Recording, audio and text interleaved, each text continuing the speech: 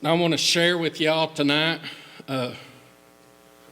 some of my concerns, some things that I've seen over the course of my lifetime and what I see now going on. After talking with Brother Brock and Bobby and several of my brethren, we're in perilous times right now. It don't take a social scientist to see what's going on our land. And it's got nothing to do about who is or isn't going to be president. It's got to do with what's going on in God's churches right now. I believe there's never been more of pressure to change than what it is now. I know, studying the church's history in early 1900s when the Church of Christ and the disciples of Christ split over instrumental music. But I believe it's just as worse now, and I mean especially within our own community, but you read some of the literature across our land with instrumental music, on and on down, there's a lot of pressure to change. A lot of people that may have been good godly preachers, good godly elders, I propose tonight have fell asleep. Beginning in the book of Matthew 26, verse 36 through 46. Starts off and it says, "Then cometh Jesus with them unto a place called Gethsemane, and saith unto the disciples, Sit ye here while I go and pray yonder. And he took with him Peter and the two sons of Zebedee, and began to be sorrowful and very heavy. Then he saith unto them, My soul is exceeding sorrowful, even unto death. Tarry ye here and watch with me. And he went a little further and fell on his face and prayed, saying, O my Father, if it be possible, let this cup pass from me. Nevertheless, not as I will, but as thou wilt. And he cometh unto the disciples and findeth them asleep, and saith unto Peter, What, could ye not watch with me 1 hour?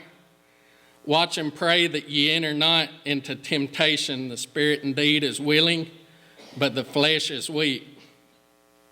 He went away again and the second time and prayed, saying, O my Father, if this cup may not pass away from me, except I drink it, thy will be done. And he came and found them asleep again, for their eyes were heavy. And he left them and went away again and prayed the third time, saying the same words. Then cometh he to his disciples and saith unto him, Sleep on now and take your rest. Behold, the hour is at hand, and the Son of Man is betrayed into the hands of sinners. Like I said a moment ago, my brethren, within the sound of my voice, many people are asleep right now. Look at the division that's across our land. Right now, or in just a few moments, millions will be rooting on TV for their candidate.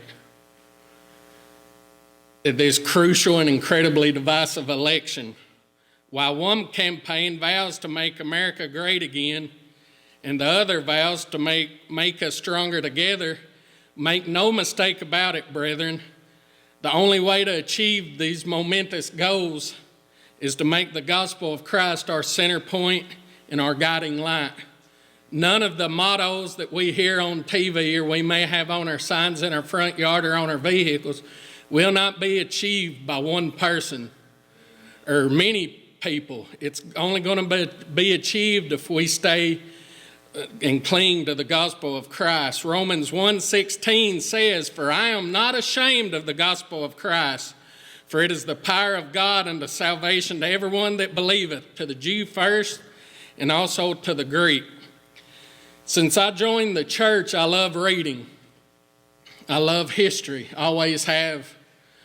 And one person other than the Jesus and the apostles in the Bible, one person that I've read about that I can't read enough of, and that's Marshall Keeble.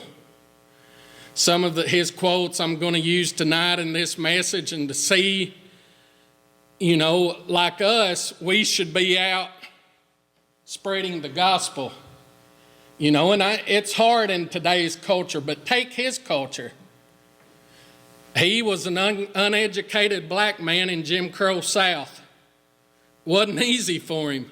He could have easily been killed, by proclaiming the gospel. But if you read anything about Marshall Keeble, he showed no fear. And he baptized thousands upon thousands of whites, blacks, all kind of races. He once said, the gospel has power, great power. All it needs is someone to preach it, someone with courage to tell it just like it is. And that's exactly what we need now across our land. He also said, you've got a book and you can take that book, and he's referring to the Bible. You can take that book and conquer the world, but you can't do it with it under your arm. You've got to have it in your heart. 1 Thessalonians 5:6 says, therefore let us not sleep as do others, but let us watch and be sober. The social commentator Todd Starnes wrote, we've become a society that obsesses over tolerance and acceptance of everyone except the gospel of Christ. We can sit here and we can talk all day long about what, our beliefs and everything else, but once we start talking about God, oh no, unless it's a law, of course, our society believes in that, unfortunately. But if you talk about the truth, the gospel of Christ, we can't talk about that. Thomas Paine, one of the writers of The Crisis, wrote during the Revolutionary War, these are times that try men's souls. The summer soldier and the sunshine patriot will in this crisis shrink from the service of his country, but he that stands by it now deserves the love and thanks of men and women. 1 Timothy 1:18-19 says, this charge I commit unto thee, son Timothy, according to the prophecies which went before on thee, that by them mightest war a good warfare, holding faith and a good conscience, which some having put away concerning faith have made shipwreck. Make no mistake about it, we're not being bayoneted or under guns, but our society is at war today. I read and I shared with the kids this last Sunday this part of the lesson that we're going over, that we went over this last Sunday, said that this congregation of 2,000 people one morning said a guy came in with a gun. And he said, I want all the believers of Jesus Christ who believe in the gospel to remain in this congregation. Whew. Everybody started hitting the door. Most everybody started hitting the door. After everybody left, there was about 100 people left out of the 2,000. The guy with the gun sat down and said, preacher, said, I've now made all your hypocrites leave. Now let's hear the gospel.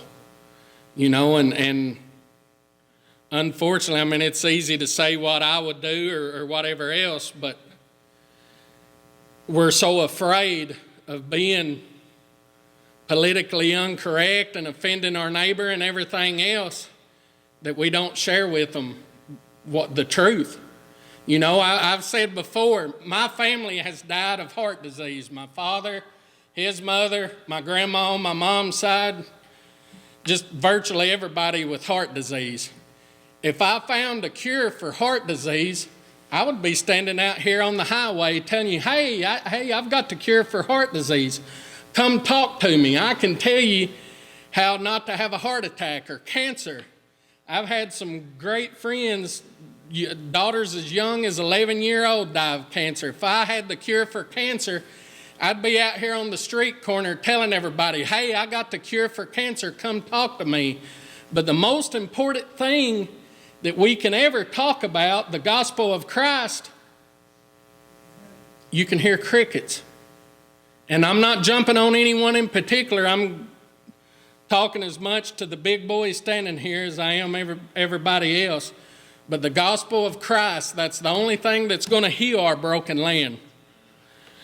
Jude, in verses 3, 4, and 5, says, "Beloved, when I give all diligence to write unto you the common salvation, it was needful for me to write unto you and exhort you that ye should earnestly contend for the faith which was once delivered unto the saints. For there are certain men crept in unawares, who were before of old ordained to this condemnation, ungodly men turning the grace of our God into lasciviousness, and denying the only Lord and our Lord Jesus Christ. I will therefore put you in remembrance, though you once knew this, how that the Lord, having saved the people out of the land of Egypt, afterward destroyed them that believed not. Earnestly contend for the faith, fight for it. Ultimately, we may be as rich as any of the Walton kids. Or, we may have a nice house, nice cars, on and on and on. But it's just like a person with terminal cancer going and getting plastic surgery. What's the purpose of all the riches? It's going to, you're going to die someday. The gospel of Christ, that's the only legacy that we'll ever be. And that's the greatest legacy we could leave to our kids. So today, brethren, I choose to fight, not particularly for my sake alone, but in particular for Hudson, for Alexis, for Denisha and Kanisha, for Kirsten, for Hallie, for Free, for baby Ezra, and other precious kids I'm forgetting. Someday, in not too distant future, the name of Tycoons will be a bygone memory. But these kids will be the ones that'll be our future. Let's teach them well. And I want to ask each of y'all, to answer yourself, what is the legacy we're leaving to our children and our grandchildren? Will you fight? Another quote by Marshall Keeble, and I love this quote. He said not too long before he died, "I'm nearly 90-year-old. Most folks would say I'm too old, but I want to die on the battlefield with the harness on. I want to die with the armor on. I want to preach Christ in season and out of season till I die." In conclusion, during the study of this, I was reading a book, and it had a story that came from the Nuremberg war trial, which had the Nazi government officials, the generals and stuff. They were on trial for war crimes. And this was a testimony that really stuck my heart. This testimony said, "We heard stories of what was happening to the Jews, but we tried to distance ourselves from it because we felt, what could anyone do to stop it? Each Sunday morning we would hear the train whistle blowing in the distance, then the wheels coming over the tracks. We had become disturbed when we heard cries coming from the train as it passed by. We realized that it was carrying Jews like cattle in the cars. Week after week, the whistle would blow. We dreaded to hear the sounds of those wheels because we knew we would hear those cries of the Jews en route to the death camp. Their screams tormented us. We knew the time the train was coming, and when we heard the whistle blow, we began singing hymns. By the time the train came past our church, we were singing hymns at the top of our voices. If we heard the screams, we sang more the loudly, and soon we heard them no more. Years have passed. No one talks about it now, but I still hear that train whistle in my sleep. My brethren, final question I want to ask tonight, are you awake?